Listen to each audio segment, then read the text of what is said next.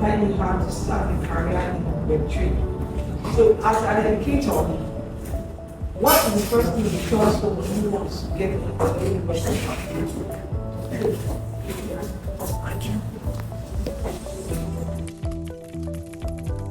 Okay. So first of all, I'm very happy to be here today, and I hope everything I'm going to say today is going to be very beneficial to you all. So talking about somebody that is just getting into Web3, what I have to say. So I would say take your time to, first of all, learn the basics and experiment with it, right? So it's just like having a dream to have a big restaurant. You can't just wake up because you have money and go and buy one and build one thing there and just start the restaurant business. You're going to get burned. You have to first of all understand what it means to run that business.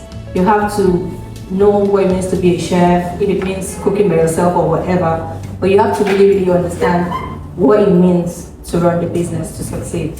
So same thing for Web3. If you're looking to have a career in Web3, you have to first of all understand the basics of Web3. You have to understand the technology that is backing Web3, which is the blockchain, right? And it doesn't just stop at reading, right? I remember when I got into Web3, I felt like reading was the way.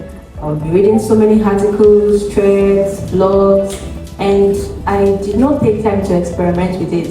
And when people are talking, I still felt like there was this very big hole. Like I felt like I didn't know what I was doing. Do you get? So, well, I took my time to like experiment with it, practice what I was learning, and I started to really feel like I understood Web3. So, understanding Web3 is not just reading. You have to read and experiment with it. And when I mean experiment with it, it could be anything. It could be creating a wallet and interacting with different decentralized applications. It could be joining ambassador programs and grounding bounties. It could be farming airdrops. It could be playing around smart contracts and seeing how they really work and stuff like that. The main thing is that you're learning, you're reading, and you're experimenting. That way you start to have a feel of how Web3 really works.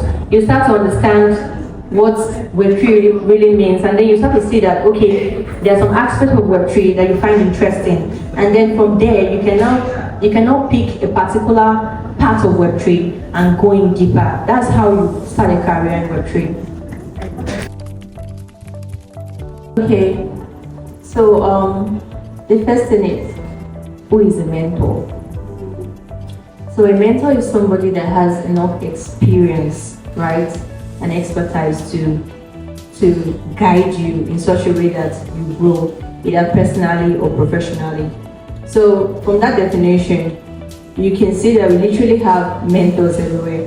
We have people of these abilities on X, LinkedIn, communities, even like events like this, right? So there are mentors everywhere, but the thing is getting them to be willing enough to mentor you. Do you get? Because mentorship is like taking up the responsibility. Do you get? It is stressful. Do you get? People nowadays want to do things that bring money, so they are like mentoring you for free. It is like extra stress. So how do you make them willing enough to want to mentor you? So I would say, let's take you, for example, let's assume that you're a mentor. You're somebody that can mentor somebody, and two people reaches out to you via DM or in person. Person A comes and tells you, please, can you be my mentor? And person B comes and tells you, oh, I've been looking at what you've been posting. I saw this particular topic that you talked about, and I went through it, and based on that, I did this. And I want you to look at this and provide feedback. As a person that can provide mentorship, who are you going to take more seriously? Person B. Because people want to be sure that they're not wasting their time on you. They're not stressing themselves for nothing.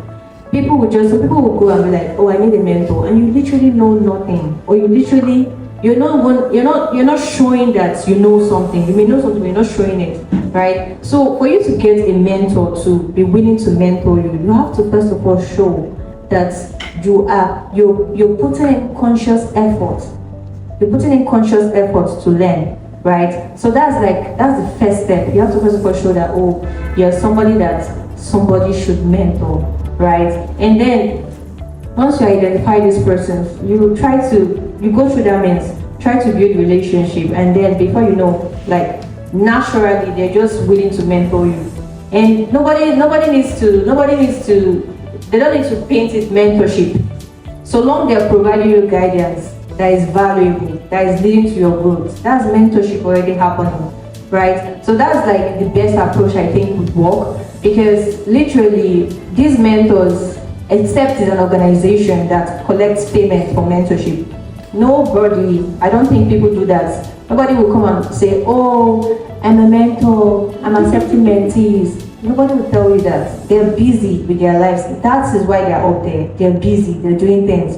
So it is for you to now show that, oh, you're worthy of their time. So I think that's what really works. If I can go back, what I'll tell myself to take like 6 months away from the public to really learn and practice, right? Web3 is filled with, we have people really building, and we also have many people that are making noise, right? So when you get into Web3 and you're learning, it's good to put yourself out there. But if you put yourself out there too early, right, you may get lost. And if you put yourself out there very early and you're the kind of person that knows how to make a kind of noise that attracts attention, when that kind of noise attracts attention and you start to get gigs, you start to get work, right? Because you put yourself out there too early, you do not have like the abilities to deliver on those opportunities you're having. You start to struggle, right? And it may not become clear that this person is just a noisemaker. Do you get? So I would say if you're just getting into Web3, take like 6 months or 3 months. 6 months may be too much. 3 months. Just look around, learn, practice, join communities, participate in stuff. But you don't necessarily have to go out there and be claiming you're something. Do you get? When you have like a very good foundation, let's say you're chasing a career in Web3, there are different things, let's say designer or like anything you want to be, like a programmer or whatever. Make sure you're well grounded and then now start to put yourself out there. What this does for you is that because you're well grounded, you're not scared. You can now speak with confidence. You don't need to, you have a certain level of experience. Even if it's like beginner level, you have a certain level of experience. So when opportunities start to come, you're better able to handle them, and you just start to go like without feeling too much pressure, right? And I would also say, if you start Web3 with something and you feel like, oh, you didn't pick well, there's no shame in switching things. Do you get? There's no shame in switching things. Like I started Web3 with data science. I studied mathematics in school. So naturally, doing data science is supposed to be like a very easy path. Do you get? I studied maths for like almost, maybe years in school now. And coming to do data science, I later discovered that, okay, this is not really what I want to do.